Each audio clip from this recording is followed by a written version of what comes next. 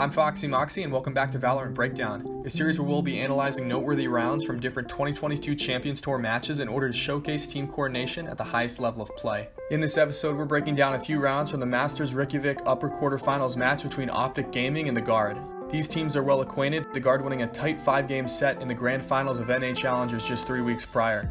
Their rematch would also go the distance to a close Game 3 on Fracture, but it would be Optic who closed it out this time with an impressive 4-10 comeback. Orem swings through, FNS into the back, he's so low but he drops down. Valent is finding the fire rate and the swing again is there. FNS, what an insane comeback! Alright, let's get into it. The first play we're taking a look at comes from map 1 on Icebox. The Guard are down 5-9 on defense and find themselves in a 3v3 post-plant scenario.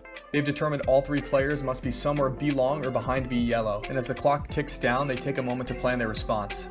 Jonah P begins the retake by shooting down the opposing Sage wall and denies enemy intel by deploying smokes on both sides of the yellow box. This draws in the Optic players, who suspect the Guard will use the cover to secure an early defuse. FNS spams through the smoke and Crashies lines up a shock dart to challenge it.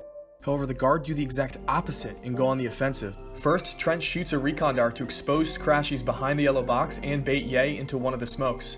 At the same time, Jonah P blinds FNS with his paranoia. Amid all this confusion, Saya player dashes from B heaven to on top of the yellow box. Trent then tags Ye through the smoke with a shock dart and Saya player is able to get the drop on the attacking team and clean up all 3 eliminations. It's a quick improvisation that's used to great effect here. Wall's going to go up, no players on the side from the Guard to try and disrupt and burst it down. Jonah P's paranoia has been so amazing on these retake setups, but normally they have more players alive. They need to break the wall. Jonah P could go for some kind of paranoia players. Trent sends in the recon dart. We've seen him make those kind of moves before. Cover going out. Jonah P the only one spamming this through as well. Yeah, he can just kind of eat the paranoia and then back off. They've gone for a much deeper version of it this time. The dart as well comes through. Saya player dashes right up top. They're aware of his positioning, jumps down into the smoke. FNS is finished, and that is the Optic players falling one after the other. Beautifully done combo by the Guard. This next play comes from map 2 on Haven, and we'll be analyzing how Optic applies pressure to gain early control of A lobby and shut down the same fast A push that lost them the pistol round. Immediately, Victor dashes to the corner of A long to get ahead of the stun lineup Jonah P repeated from round 1. At the same time, FNS uses an insane lineup to throw his fragment grenade into the center of A lobby. He follows it up with a 0-point knife, and both abilities find Trent trapped in the corner of A lobby. Marv keeps up the pressure with 2 abilities of his own, placing a smoke to cut off the entrance of A lobby and blinding Saya player and Valent with a paranoia. And finally, Marv TPs over his teammate's nade onto the box in the corner of A lobby to gain a better angle. The entire exchange happens in just the first 10 seconds of the round, but its impact can't be overstated. The play works the Guard into a frenzy and forces them to deviate from their intended plan. The Guard pivot to a fast B hit, and without being able to take any additional space, Optic is able to collapse on them from all sides and easily pick off the entire attacking team only 8 seconds after the plant, leading to a flawless round. Looks like Optic are set up for early A lobby control. This is their standard. They're going to be throwing down a smoke, using the stun from Neon, trying to control A lobby early. Yeah. And they've got this lineup too for the KO nade. Oh, that nade is massive. It's so good. The KO nade comes up over the top, through the roof, and lands there to stop anybody taking A lobby on the attack. An instant response there. Saya player dashes them straight onto B. They realize that the A lobby control probably not going to be in the cards. Spike planted. Pick off onto Net. I think Net was just trying to catch the lurk up One into enemy B with remaining. the spike down. Jonah P left alive. Only the Sheriff in his palms, and that is not enough. That's a prime game and flawless for Optic. In this play, we continue on Haven, with Optic still trailing 2-4 on their map pick. Let's watch how Optic executes a 5v5 retake on A site. They position with 3 players to enter from CT and 2 from Heaven. To begin, Victor uses a relay bolt before advancing to take Heaven control. FNS pops his null command from CT, which is especially impactful because it cancels out Saya player's Blade Storm. Left with only a shorty in hand, the Jetman is forced to wait out the ult in sewer, effectively reducing the battle to a 5v4 in favor of Optic.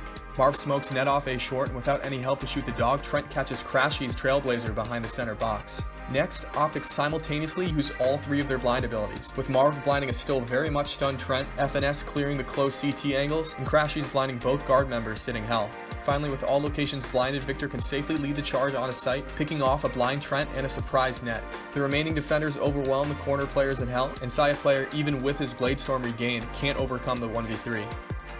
In Heaven has to be re-cleared now by Optic. But all of the pace of that was taken out by FNS's knife. The 0 point caught onto Sire player and removed his jet knives. Quick little TPs. Lucky that nobody was watching that sideline. Spike planted. Could have been disastrous for him. Deeper flash now. Trailblazer. The dog gets so deep. Catches onto Trent, and now you see the engagement. Optic. They've committed so much utility straight out of it. Victor, he's in the fight. He's in the thick of it. And the rest of his team follows up beautifully. That Sire player, he just can't can't do use his anything. ultimate. The Blade Storm completely offline, only just now coming back. And he's got a hell of a task ahead of him. Quick dash in! Kills the diffuser, but not enough. Yay! So consistent. As hairy as that was, man. Optic gonna be taking that one away. That was wild. To finish off this episode, we move to map 3 on Fracture to see how the guard adapt to defend against Optic's repeated success on B site. Optic actually struggled quite a bit on attack, finishing out the half 4-8, but they did have one successful coordinated play beginning from B tree. Marv blocks off both Generator and Canteen with smokes. Victor uses his fast lane to give his team a safe path to site and his relay bolt for any defenders on site. They invest both a fault line and fragment grenade for dice, a 0 point for anyone in tower, and maybe an aftershock to clear out the deep angle on site for good measure. That play is pretty impressive in its own right, but circling back, I said repeated because, well, they did it 2 rounds in a row. More to it. Victor running the same play again. Yeah, But fast lane as well. This strat is working. I don't think you necessarily need to shift away from it. The same entry manages to find success. The more interesting aspect to me though is how the guard improvised to stop the play successes at only 2 rounds because, yes, Optic tried again. After Optic lose the following round, they revert immediately back to the full tree side play, and we see a new look from the guard to contest it. Trent opens up with a fault line to stun and a flash point to damage the attackers. Valen expends a smoke to prevent them from watching their rear, and Net attempts to take space and deter them early on with his op.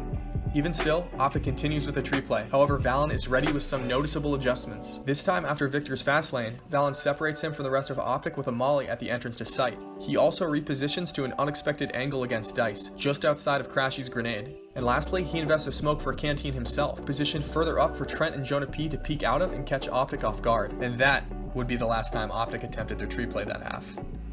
They're going for it again. Trying to take that tree control. It's an aftershock. This is a counterplay, I think, from the guard.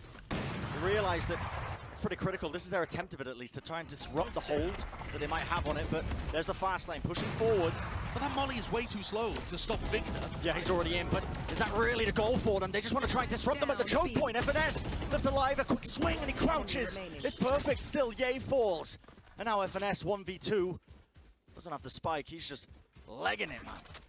Alright, that's it for this episode. Hopefully these plays inspire you to incorporate some of these pushes, holds, and retakes into your own competitive 5 stacks. Let me know in the comments what rounds I missed that you think deserve their own breakdown. I'm Foxy Moxie, and I'll catch you in the next one.